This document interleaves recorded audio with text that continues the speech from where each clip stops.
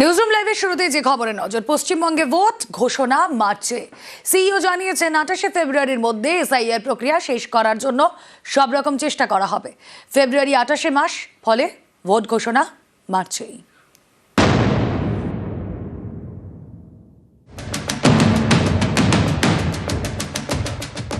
ভোটের দিন কবে ঘোষণা করবে নির্বাচন কমিশন, কবে হবে ভোট, এই সব প্রশ্ন ঘিরে জোর জল্পনা। এরই মধ্যে সোমবার পশ্চিমবঙ্গের মুখ্য নির্বাচনী আধিকারিক জানিয়েছেন 28শে ফেব্রুয়ারির মধ্যে এসআইআর প্রক্রিয়া শেষ করার জন্য সব রকম চেষ্টা করা হবে। ফেব্রুয়ারি 28শে মাস, ফলে ভোট ঘোষণা মার্চেই। পশ্চিমবঙ্গের শুনানির শেষ দিন ছিল 7ই ফেব্রুয়ারি, কিন্তু ওই দিনের মধ্যে সব জায়গায় শুনানি শেষ করতে পারেনি কমিশন। তাই সময়সীমা বাড়ানোর জন্য দিল্লিতে চিঠি দেন সিইও। এরই মধ্যে সোমবার সুপ্রিম কোর্টে মমতা বন্দ্যোপাধ্যায়ের করা মামলার শুনানি হয়।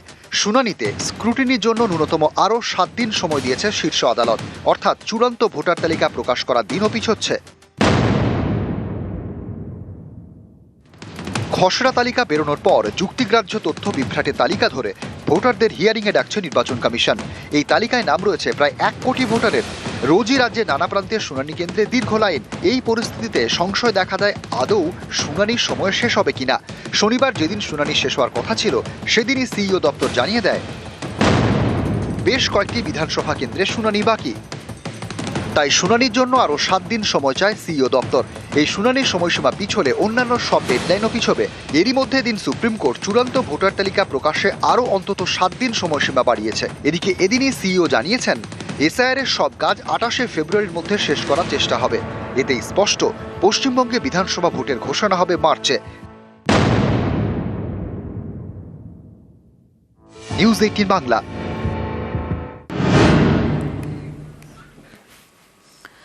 মমতার সওয়ালে সুপ্রিম মান্যতা, রাজ্যের অফিসাররাই মাইক্রো অবজারভার। মুখ্যমন্ত্রীর আবেদনকেই মান্যতা দিল সুপ্রিম কোর্ট। মাইক্রো অবজারভারের সিদ্ধান্ত নেওয়ার ক্ষমতা নেই, চূড়ান্ত সিদ্ধান্ত কারা নেবেন? ইআরওরা। এমনটাই নির্দেশ সর্বোচ্চ আদালতের।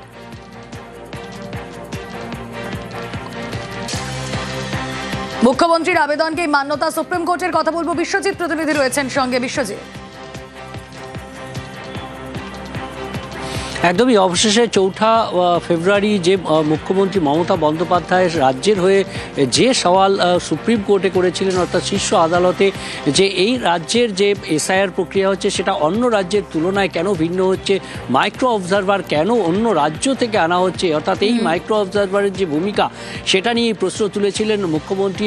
আজ সুপ্রিম কোর্ট সেই তার মুখ্যমন্ত্রীর যে সওয়াল, সেই সওয়ালে মাইক্রো অবজারভারদের নিয়ে তার যে সওয়াল তাতেই যেন মান্যতা দিল। অর্থাৎ সেই যে মাইক্রো অবজারভার, সেই মাইক্রো অবজারভারের যে তালিকা, রাজ্যের দেওয়া মাইক্রো অবজারভারের তালিকা, সেখান থেকে মাইক্রো অবজারভারদেরকে নিতে হবে। এবং 8,505 জনের যে তালিকা 7ই ফেব্রুয়ারি রাজ্য কমিশনকে দিয়েছিল, কমিশন যদিও আজ তাদের সওয়ালে বারবার বলেছে যে বারবার চাওয়া হলেও রাজ্য সরকার তাদেরকে সেই তালিকা দেয়নি। 7ই ফেব্রুয়ারি যে তালিকা রাজ্য সরকারের তরফে দেওয়া হয়, সেই 8,505 জনের যে আধিকারিকের যে তালিকা, সেই তালিকা আগামীকাল বিকেলের মধ্যে তাদেরকে রিপোর্ট করতে বলা হয়েছে। ডিইওর কাছে রাজ্য সরকারের যে আধিকারিকদের তালিকা সেটা রিপোর্ট করবেন এবং তাদেরকে খুব শীঘ্রই তাদেরকে প্রশিক্ষণ দিতে হবে এবং সেই প্রশিক্ষণ দেওয়ার পর মাইক্রো অবজারভাররা কাজ করবেন। তবে শেষ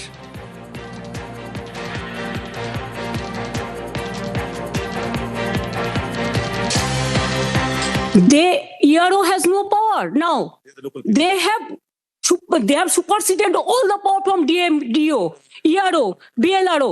Only they have appointed 8,300 micro observer and the role observer from the BJP ruled state, so that DO cannot clear the name. It is all micro observer can delete all the names sitting inside the election commission office through AI. Sir, earlier 58 lakhs are being deleted. Even they were not allowed to file Form 6. There are so many people are alive, and now they are being declared by that their death. SIR নিয়ে supreme কোর্টে মমতা বন্দ্যোপাধ্যায়ের করা মামলা। 4 ফেব্রুয়ারি তিনি নিজেই supreme কোর্টে সওয়াল করেন, প্রশ্ন তোলেন মাইক্রো অবজারভারদের ভূমিকা নিয়ে। সোমবার মমতার করা মামলার ফের শুনানি হয়। সেখানেই প্রধান বিচারপতির বেঞ্চ বলে, গত 4 ফেব্রুয়ারি আইনজীবীদের সঙ্গে কোর্টে সওয়াল করেন মমতা বন্দ্যোপাধ্যায়। সেদিন মাইক্রো অবজারভারদের বিষয়ে আপত্তি জানানো হয়। কমিশন জানায়, বারবার অনুরোধ করলেও রাজ্য সরকার উপযুক্ত কর্মী নিয়োগ করেনি। রাজ্যের মুখ্যমন্ত্রী বলেছিলেন পর্যাপ্ত কর্মী দেবেন। 7ই ফেব্রুয়ারি 8,505 জন গ্রুপ বি অফিসারের নাম দেয় রাজ্য সরকার। এরপরেই শীর্ষ আদালত নির্দেশ দেয় রাজ্যকে 8,505 জন অফিসারের তালিকা দিতে হবে। মঙ্গলবার বিকেল 5টার মধ্যে ডিইওর কাছে রিপোর্ট করবেন অফিসাররা। রাজ্যের অফিসাররাই মাইক্রো অবজারভার হিসেবে কাজ করবেন। কম সময়ের মধ্যে তাদের প্রশিক্ষণ শেষ করতে হবে। মাইক্রো অবজারভাররা কোনো সিদ্ধান্ত নিতে পারবেন না। ইআরও ও এইআরওদের কাজে তারা শুধু সাহায্য করবেন। শুনানিতে চূড়ান্ত সিদ্ধান্ত নেবেন ইআরও এবং এইআরও। এই যে মাইক্রো অবজারভাররা অ্যাপয়েন্টমেন্ট হবে, তারা সমস্ত ডকুমেন্টসগুলো দেখবে এবং আগে যে হিয়ারিং হয়েছে সেই হিয়ারিংয়েও সব ডকুমেন্টসগুলো দেখবে। এবং কোর্ট বলছে যে না, এদেরকেই নিতে হবে, কারণ এরা লোকাল ল্যাঙ্গুয়েজ জানে। তুমি যে বাইরের থেকে যাকে নিয়ে আসছো ইউপি বিহার থেকে, সে তো আর লোকাল ল্যাঙ্গুয়েজ জানবে না। অতএব লোকাল নামটা কি হবে সেটা তো তারা বলতে পারবে। এটাই তো মেন কন্টেনশন। এবং ডকুমেন্টস দেখে তাদের যে ওপিনিয়ন, তারা তাদের ওপিনিয়ন পেশ করবে, not decision. They will not take any decision. Decision only will be taken by the ERO, not by any other person. News 18 Bangla. Supreme নির্দেশের পরে দিল্লিতে সিইও। আগামীকাল দিল্লিতে জাতীয় নির্বাচন কমিশনের বৈঠক, আর তাতে যোগ দিয়ে আজই দিল্লিতে রাজ্যের সিইও মনোজ কুমার আগরওয়াল। দিল্লিতে আগামীকালের বৈঠকে এসআইআর ও বিধানসভা ভোট নিয়ে আলোচনা হবে। বাংলায় ভোটের দফা নিয়েও বৈঠকে আলোচনা। সুপ্রিম কোর্টের আজকে শুনানির পরই তড়িঘড়ি দিল্লিতে রাজ্যের সিইও।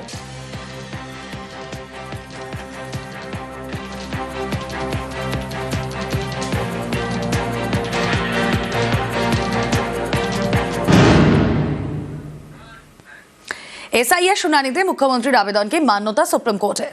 তুঙ্গে রাজনৈতিক তরজা। মানুষের অধিকার রক্ষায় মুখ্যমন্ত্রী যুক্তি দিয়েছিলেন, সেই যুক্তিকেই মান্যতা দিয়েছে আদালত। বিজেপিকে তোপ কুণাল ঘোষের। ভুয়ো নাম চূড়ান্ত তালিকায় থাকলে ইআরওদের বিরুদ্ধে আদালতে যাওয়ার ফের হুঁশিয়ারি দিয়েছেন শুভেন্দু। নির্ভুল ভোটার তালিকা না হলে মানুষই শোধ তুলবে, হুঁশিয়ারি সুজন চক্রবর্তীর। এই যে মাইক্রো অবজারভাররা কোনো সিদ্ধান্ত নিতে পারবেন না, কারণ নাম বাদ দিতে পারবেন না, এটা তো প্রথম থেকে মমতা বন্দ্যোপাধ্যায় বলেছেন। আজকে সুপ্রিম কোর্ট সেইটাই বলছেন। অর্থাৎ মাননীয় মমতা বন্দ্যোপাধ্যায় মানুষের অধিকার রক্ষার স্বার্থে যে পয়েন্টগুলিতে সুপ্রিম কোর্টের দৃষ্টি আকর্ষণ করেছিলেন, যেগুলির উত্তর নির্বাচন কমিশন দিতে পারছিল না বা দিতে চাইছিল না, সুপ্রিম কোর্টের পর্যবেক্ষণে সেই যুক্তিগুলোই তো মান্যতা পাচ্ছে। বাকিটা আমাদের আইনজীবীরা এবং শীর্ষ নেতৃত্ব অর্ডারের ফাইনাল কপি পেলে তারা সবিস্তারে সেটা বিশ্লেষণ করবেন। মাইক্রো অবজারভারদের পাওয়ার এবং ফাংশন ইলেকশন কমিশন বলেছে কার্যত এরা ওয়াচারের ভূমিকা নিয়েছেন। নাম তোলা বা খারিজ করার কমপ্লিট পাওয়ার ইআরওদের। যদি ভুয়া মানে সন্দেহজনক তাকে আপনি অ্যাকসেপ্ট করেন, সেক্ষেত্রে ইআরওদের বিরুদ্ধে আমরাও ফাইনাল ভোটার লিস্ট বেরোনোর পরে কোর্টে যেতে পারি। দুটি আরো অপশন রয়েছে। ইআরওরা যদি ভুয়া নাম রেখে দেয়, আমাদের কাছে যদি তথ্য থাকে, আমরা ডিইওর কাছে আপিল করতে পারবো এবং ডিএম যদি আমাদের বক্তব্য না নেন, ভাইট করে, আমরা কিন্তু ফাইনালি সিওর কাছে আসতে পারবো। 7 দিন সময় বাড়লো স্ক্রুটিনির জন্য। যারা অবজেকশন দিচ্ছিলেন যে যার খুশি মতন মানুষকে হেনস্থা করার জন্য রাজনৈতিক মনোভাব থেকে, সেটা অত্যন্ত প্রকাশ্যে আনতে হবে। নির্ভুল ভোটার তালিকা চাই, না হলে মানুষ শোধ তুলবে, এটা যেন সবাই নিশ্চিত থাকে। এসআইআর এর নাম বাদ দিতে হলে ফর্ম 7 জমা করতে হয়। আর এই ফর্ম 7 কি পদ্মের হাতিয়ার? পাল্টা ময়দানে তৃণমূল।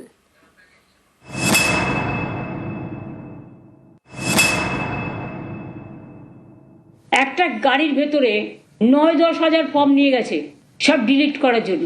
জেনুইন ভোটারদের নাম সব বিজেপির এজেন্সি করছে এবং বিজেপির নেতারা তো মালদায় নিজেরা গেছিল। ফাইলের পর ফাইল, বস্তায় বস্তায় কাগজ। এগুলো মানুষের অধিকার চুরি নয়, শকুনির পাশা খেলা করে বাংলাকে জয় করা যাবে না।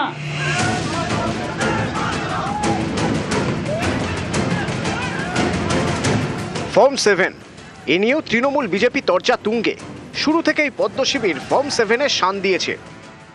আমাদের অবস্থান অত্যন্ত স্পষ্ট। পশ্চিমবঙ্গে এসআইআর কে সম্পূর্ণ না করে, এসআইআর এর প্রক্রিয়াকে মসৃণ না করে ফর্ম 6 ফর্ম 7 জমা না নিয়ে পশ্চিমবঙ্গে নির্বাচন করা যাবে না। এসআইআর কে শেষ করতে হবে। ফর্ম 7 নিয়ে ময়দানে নামেন বিজেপি কর্মীরা। বিভিন্ন জায়গায় ফর্ম 7 জমা দেন। সম্প্রতি বাঁকুড়ার তালড্যাংরায় বিজেপির গাড়ি থেকে কয়েকশো ফর্ম 7 উদ্ধার হয়েছে বলে দাবি তৃণমূলের।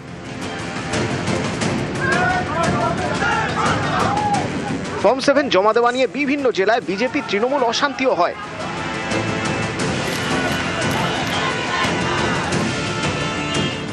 ফর্ম 7-এ ভুয়ো তথ্য দিলে গ্রেপ্তার, এটা কমিশনের নিয়ম। সেই মতোই পূর্ব মেদিনীপুরের তমলুক থেকে গ্রেপ্তার করা হয় এক বিজেপি নেতাকে। পাল্টা তৃণমূলও বসে থাকেনি, গোটা পরিস্থিতির উপর তারা নজর রাখছে, দেখছে বৈধ ভোটারের নাম বাদ যাচ্ছে কিনা।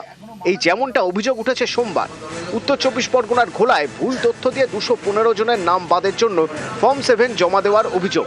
এক বিজেপি কর্মী এ কাজ করেছেন বলে দাবি পঞ্চায়েত সমিতির সভাপতি। যেদিন থেকে এসআইআর চালু হয়েছে সেদিন থেকেই এই চক্রান্ত চলছে। এবার যত নির্বাচন এগিয়ে আসছে বিজেপি বুঝতে পারছে নিজেদের পায়ের তলা থেকে মাটি সরে যাচ্ছে। যেন তেন প্রকারে জৈন ভোটারগুলোকে বাদ দেওয়া ওদের হচ্ছে কাজ। বেছে বেছে তৃণমূল কংগ্রেসের ভোটারগুলোকে কেটে দেওয়া। সাংগঠনিকভাবে আমরা এর মোকাবিলা করব। ব্যাপারে প্রথমত আমি কিছুই জানি না, কিভাবে কোথা থেকে কি হয়েছে। বিজেপি দল করেন আর সুজয় ঢালি বিজেপি। আচ্ছা, আপনাদের নামে তো অভিযোগ আছে, আমি এই ব্যাপারে কিচ্ছুই জানি না। কিছু ভারতীয় সিটিজেন তাদের নাম বাদ দেওয়া হয়েছে, সেই অ্যাপ্লিকেশন আমি করেছি। আমার নাম সেখানে নাকি নির্বাচন কমিশনের পোর্টালে আমার নাম আছে। আমি এর সঙ্গে কোনো কিছুতে জড়িত না।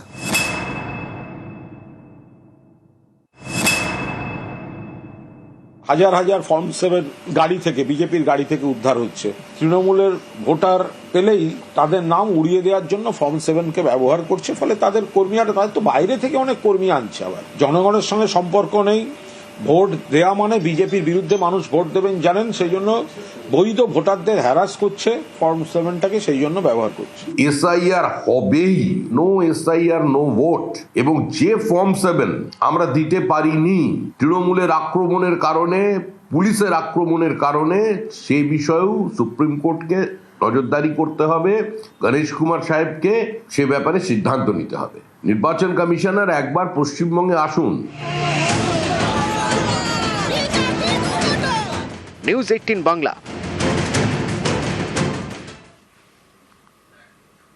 আইন শৃঙ্খলা মামলায় রাজ্যের ডিজিকে শোকজ করল সুপ্রিম কোর্ট।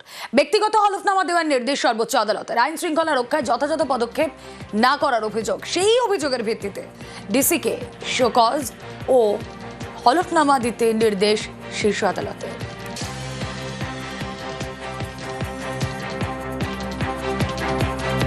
একটা কমপ্লেন করেছে যে ইলেকশন কমিশন যে রাজ্য সরকার একটা কেসে এফআইআর করতে নির্দেশ দিয়েছিল, কেন হয়নি সেটা ডিজিপিকে তার অ্যাফিডেভিট এক্সপ্লেন করতে বলেছে।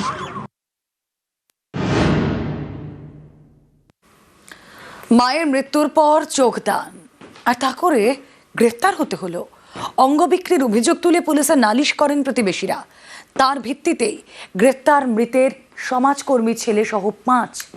নদিয়ার কৃষ্ণনগরে এই ঘটনায় জোর শোরগোল।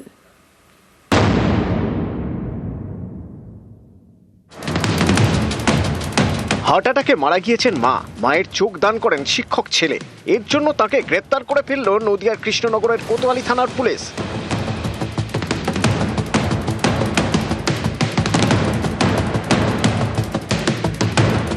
কৃষ্ণনগরের সেনপুর শ্যামনগর পাড়া। এখানকার বাসিন্দা রাবেয়া বিবি, বয়স 65। 2024 সালে চক্ষুদানের সিদ্ধান্ত নেন। একটা স্বেচ্ছাসেবী সংস্থার কাছে অঙ্গীকারও করেন। সম্প্রতি অসুস্থ হয়ে পড়েন রাবেয়া। রবিবার সকালে হার্ট অ্যাটাকে মারা যান। মায়ের মৃত্যুর খবর স্বেচ্ছাসেবী সংস্থায় জানান ছেলে আমির চাঁদ শেখ। সেই মতো রাবেয়া বিবির কর্নিয়া নিয়ে যায় স্বেচ্ছাসেবী সংস্থা।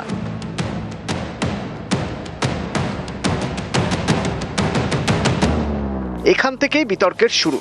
আমির চাঁদের প্রতিবেশীরা কোতোয়ালি থানার দ্বারস্থ হন। অভিযোগ করেন মৃতের অঙ্গ নাকি বিক্রি করা হয়েছে।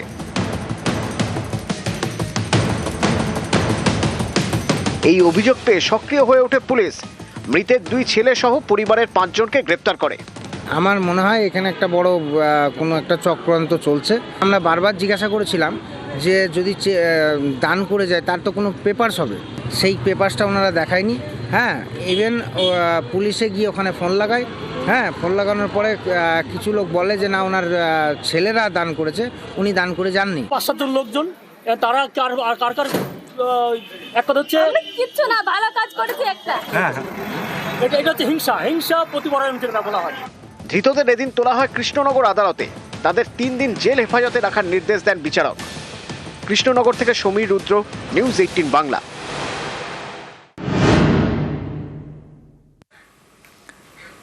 অঙ্গীকার করেছিলেন মা, সেই মতো মৃত্যুর পর চোখদান করেছেন তার ছেলে, কিন্তু প্রতিবেশীদের অভিযোগে তাকে গ্রেফতার করল পুলিশ। শিক্ষক তথা সমাজকর্মী ছেলে সহ 5 জনকে গ্রেফতার, আর এতেই বিতর্ক তৈরি হয়েছে। অনেকেরই প্রশ্ন, এটা কি পুলিশের অতি সক্রিয়তা নয়? রক্ষকের হাতেই কি ভঙ্গ হলো না আইন?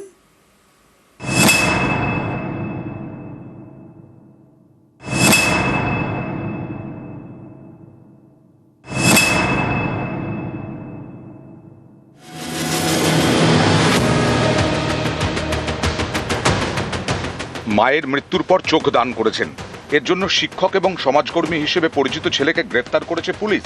ছেলের নাম আমির চাঁদ শেখ। এই ঘটনায় পুলিশের ভূমিকা নিয়ে অনেকেই প্রশ্ন তুলছেন। কৃষ্ণনগরের সেনপুর শ্যামনগর পাড়ার বাসিন্দা আমির চাঁদ শেখ এলাকারই একটি প্রাইমারি স্কুলের প্যারা টিচার। সামাজিক নানা কাজকর্ম করে থাকেন, বিভিন্ন স্বেচ্ছাসেবী সংস্থার সঙ্গে যুক্ত। 2024-এ তাঁর মা রাবেয়া বিবি চোখদানের অঙ্গীকার করেন। রবিবার তিনি হার্ট অ্যাটাকে মারা যান। স্বেচ্ছাসেবী সংস্থায় ফোন করেন তাঁর ছেলে আমির চাঁদ। তারা রাবেয়া বিবির কর্নিয়া নিয়ে যায়। এরপরেই প্রতিবেশীদের অভিযোগে সমাজসেবী আমির চাঁদ এবং পরিবারের আরও 4 জনকে গ্রেফতার করে পুলিশ।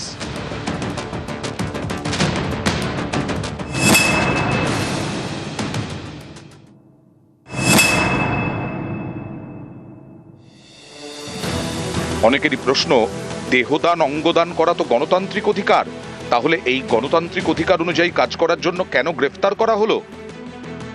কৃষ্ণনগর পুলিশের দাবি, আইন শৃঙ্খলার কথা ভেবেই নাকি 5 জনকে গ্রেফতার করা হয়েছে।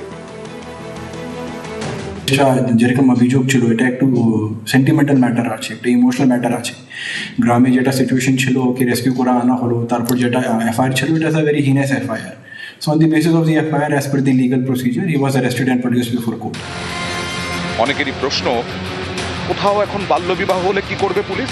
স্থানীয়রা যদি বাল্যবিবাহের পক্ষে দাঁড়ান, তাহলে আইন শৃঙ্খলার কথা মাথায় রেখে পুলিশ কি বাল্যবিবাহ আটকাবে না?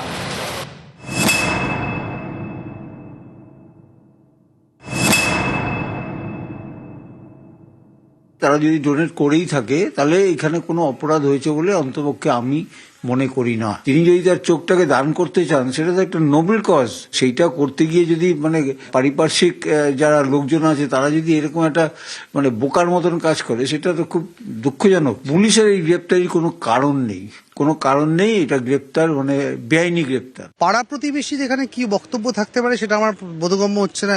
কিন্তু পুলিশ এত প্রোঅ্যাক্টিভ ভাবে কি করে ওনাকে অ্যারেস্ট করলো সেটা আমি বুঝতে পারছি না। যদি পরবর্তীকালে এটা প্রমাণিত হয় এই চক্ষু দান সেটা নিয়ম মাফিক এবং আইন মাফিক হয়েছে, তাহলে কিন্তু পুলিশের ভূমিকা নিয়ে সবার আগে একটা প্রশ্ন আসবে, এবং পুলিশের এই কর্মকাণ্ড সেটা কিন্তু আদালতের কাছেও বিচার্য হবে। অনেকের দাবি, অঙ্গদান বা চক্ষুদান নিয়ে সচেতনতা বাড়ানোয় জোর না দিয়ে এভাবে পুলিশ গ্রেফতার করলে তাতে ভুল বার্তা যাবে। সাধারণ মানুষের মনে হয়তো ভয় তৈরি হয়ে যাবে। এখানে সারা বছর ধরে সর্বস্তরে লাগাতার এই ধরনের অঙ্গদান, যেটা মানুষের সেবায় লাগে, বিশেষ করে চোখ দান, এটার জন্য তারা সারা বছর কাজ করে, এবং তা সত্ত্বেও পুলিশ এই ধরনের একটা কাজ করতে পারে, এটা খুব আশ্চর্য লাগছে। যে পুলিশ এটা করেছে, এটা নিশ্চয়ই এটার পেছনে কোনো স্থানীয় রাজনীতি রয়েছে। মা যদি লিখে নাও দিয়ে থাকে, তাও কিন্তু এটা অপরাধ হতে পারে না, এবং সেক্ষেত্রে তিনি যে কাজ করেছেন, আমরা আশা করব যে পশ্চিমবাংলার এবং কৃষ্ণনগর বা নদিয়ার সমস্ত সচেতন মানুষ তার পাশেই দাঁড়াবে। 2024 সালের 17ই অক্টোবর একটি শিবির হয়, সেখানে তিনি অঙ্গীকার করেছিলেন। যখন চক্ষুদান হয় তখন কিন্তু কোনো রকম কোনো গন্ডগোল হয়নি, সুষ্ঠুভাবেই চোখটা দান হয়েছিল। পরিবারের সবাই সম্মতি দিয়েছে। আমার মনে হচ্ছে অশিক্ষিত পুলিশ জানেই না যে কি কাজটা তারা করে। তারা যে মহান কাজটা করেছে, তাদের থানায় নিয়ে গিয়ে সম্মান দেওয়ার কথা ছিল, তাদেরকেই অ্যারেস্ট করে দিয়েছে। ভাবুন। নিউজ 18 বাংলা। মাছ ধরতে নদীতে বিষ, আর সেই বিষক্রিয়াতে জলপাইগুড়ির করলা নদীতে মাছের মরক। নদীর জল মরা মাছের নমুনা পরীক্ষা করে নিশ্চিত মৎস্য দপ্তর। দোষীদের খুঁজে দিলে পুরস্কার ঘোষণা করা হয়েছে।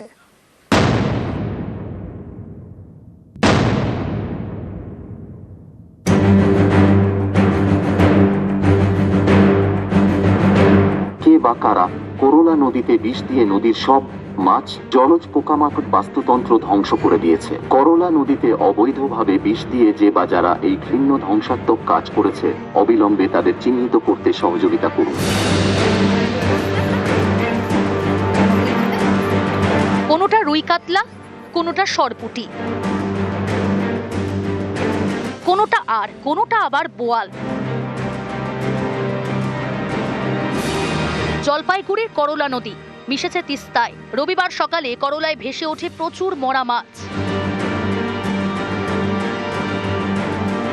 রবিবার খবর দেখায় নিউজ 18 বাংলা। তদন্ত শুরু করে মৎস্য দফতর। নদীর জল ও মরা মাছের নমুনা সংগ্রহ করা হয়। পরীক্ষায় জানা গিয়েছে মাছ মারতে নদীর জলে বিষ মেশানো হয়েছে। বিষক্রিয়াতেই করলা নদীতে মাছের মরক।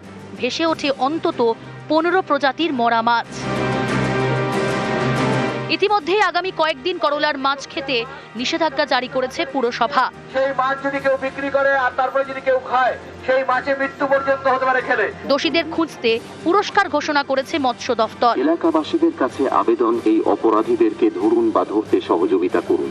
আপনাকে পুরস্কৃত করা হবে। মৎস্য দপ্তরের পক্ষ থেকে আমরা প্রচার অভিযান করা হয়েছে। এছাড়া আমরা ওখান থেকে জল এবং মাছের একটা নমুনা সংগ্রহ করে রেখেছি। এখানে যারা অপরাধী, যারা এই ধরনের জঘন্য কাজ, একটা শাস্তিমূলক কাজ যেটা করেছে, তাদের আমরা খুঁজে বার করার চেষ্টা করছি এবং যারা এই ধরনের অপরাধীদের খুঁজতে সাহায্য করবে বা খুঁজে দিতে পারবে, তাদেরকে পুরস্কৃত করা হবে। পাশাপাশি আমরা থানাতেও একটা অভিযোগ দায়ের করেছি। এই যে বিষ দিয়ে মাছ মারাটা, এটা একটা অপূরণীয় ক্ষতি হলো, যেটা এই সময়ে বাস্তুতন্ত্রটা ধ্বংস হয়ে গেছে। এটা নদীর অন্তত প্রায় 1.5 থেকে 2 কিলোমিটার জায়গায় এই ঘটনাটা ঘটেছে। অভিযুক্তদের খুঁজে দিলে পুরস্কার দেবে পরিবেশপ্রেমী সংগঠন। আশা করি এটা কাজ দেবে, তার কারণ মৎস্যজীবীরা যারা, তারা এই বিষয়ে কাজ করছেন যাতে এটাকে ঠেকানো যায় অ্যাওয়ারনেস প্রোগ্রামের থ্রুতে। তারপরেও আমরা দেখছি যে এরকম ধরনের কিছু অসাধু মানুষ আছেন যারা অ্যান্টি সোশ্যালও বলতে পারেন, যারা এরকমভাবে প্রকৃতির ক্ষতি করে। মৎস্য দপ্তরও চেষ্টা করছি, আমরাও চেষ্টা করছি, সকলে একসাথে মিলে, কারণ এই ব্যাপারটাকে ঠেকাতে হবে। করলা নদী আমাদের শহরের একটা ফুসফুস। যদি বারবার এরকম ধরনের কোনো ঘটনা হয়, এটা সত্যি উদ্বেগের। করলা নদীতে অবৈধভাবে বিষ দিয়ে যে বা যারা এই ঘৃণ্য ধ্বংসাত্মক কাজ করেছে, এলাকাবাসীদের কাছে আবেদন, এই অপরাধীদেরকে ধরুন বা ধরতে সহযোগিতা করুন। আপনাকে পুরস্কৃত করা হবে। জলপাইগুড়ি থেকে শান্তনু কর, নিউজ 18 বাংলা। জেলায় জেলায় শুরু হয়েছে রাস্তার কাজ। উত্তর দিনাজপুরের ইসলামপুর এবং নদিয়ার কল্যাণীতে তৈরি হচ্ছে নতুন রাস্তা। শিলিগুড়ির নকশালবাড়িতে 4টি রাস্তার জন্য বরাদ্দ 15 লক্ষ টাকা।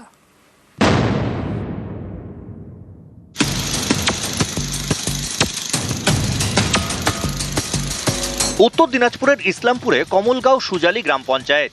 এখানকার কলুঘাট এবং সিপিডব্লিউডি মোড়ের মধ্যে প্রায় 1 কিলোমিটার রাস্তা কোনোদিন পিচই পড়েনি। বর্ষা এলেই দুর্ভোগ বাড়ে। স্থানীয়দের দীর্ঘদিনের দাবি পাকা রাস্তা তৈরি করা হোক। সেই মতো উদ্যোগ নেয় গ্রাম পঞ্চায়েত। পথশ্রী প্রকল্পে ঢালাই রাস্তার জন্য বরাদ্দ করা হয় 60 লক্ষ টাকা। সেই কাজ শুরুও হয়েছে।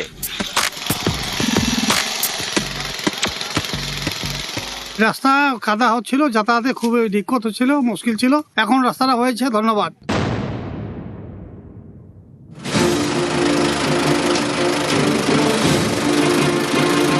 নদিয়ার কল্যাণী, এখানকার 18 নম্বর ওয়ার্ডে তৈরি হচ্ছে নতুন রাস্তা। পথশ্রী প্রকল্পে 1.5 কিলোমিটার রাস্তার জন্য বরাদ্দ করা হয়েছে প্রায় 3 কোটি টাকা। স্থানীয়দের দাবি, এই রাস্তা দিয়ে কম সময়ে কল্যাণী এবং কাঁচরাপাড়ার মধ্যে যাতায়াত করা যাবে। এড়ানো যাবে কল্যাণী এক্সপ্রেসওয়ে। এই রাস্তা আগে ছিল না, এখন হচ্ছে, আমাদের ভালো হবে। বিশাল সুবিধা হবে আমাদের কাস্তাপাড়া যেতে হয়, ওই দিক দিয়ে ঘুরে আমরা এখন শর্টে চলে আসবো, বাড়ি থেকে বেরোলেই কাস্তাপাড়া ঢুকে যাবো। চলাফেরা জঞ্জাট থেকে বাঁচবো আমরা, যখন রাত বিরেতে আমাদের এদিকে হসপিটালে যাইতে গেলে এই রাস্তা দিয়ে চলে যেতে পারবো। কল্যাণীর হচ্ছে প্রথম বাইপাস রাস্তা, হাইওয়েটাকে অ্যাভয়েড করার জন্য রথতলা থেকে একদম কাঁচরাপাড়া লক্ষ্মী সিনেমা অবধি এই 1.5 কিলোমিটার রাস্তা বাইপাস বানানো হয়েছে।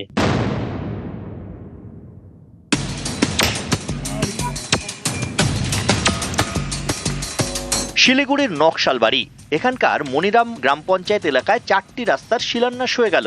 এর মধ্যে 3টি পিচের, 1টি পেভার ব্লকের। এই রাস্তার জন্য বরাদ্দ করা হয়েছে 15 লক্ষ টাকা। রাস্তা তো ছিল আগে আমাদের, কিন্তু ওই ভাঙা ছিল, জায়গায় জায়গায় জল জমে থাকতো রাস্তায়। কিন্তু এখন পেপার ব্লক হলে পরে অনেক সুবিধা হবে আমাদের আর কি, রাস্তায় জল জমে থাকবে না, যাতায়াতের সুবিধা, আমরা অনেক খুশি। আমরা মনিরাম গ্রাম পঞ্চায়েতের নিজস্ব তহবিল থেকে বিভিন্ন সংসদে 4টি রাস্তা শুভ আরম্ভ করলাম। তার মধ্যে একটি হলো নর্থ দয়ারাম, একটি হলো সাউথ দয়ারাম, একটা রাস্তা আমাদের মিরজংলা ছাট এবং একটা মিরজংলা সংসদে। এবং তার সহিত আমাদের রাজ্যের মুখ্যমন্ত্রী মমতা ব্যানার্জি প্রত্যেক সংসদে আমাদের 10 লক্ষ টাকা করে অনুদান দিয়েছেন। এই 4টি সংসদে সেই ফান্ডেরও কাজ আমাদের হবে।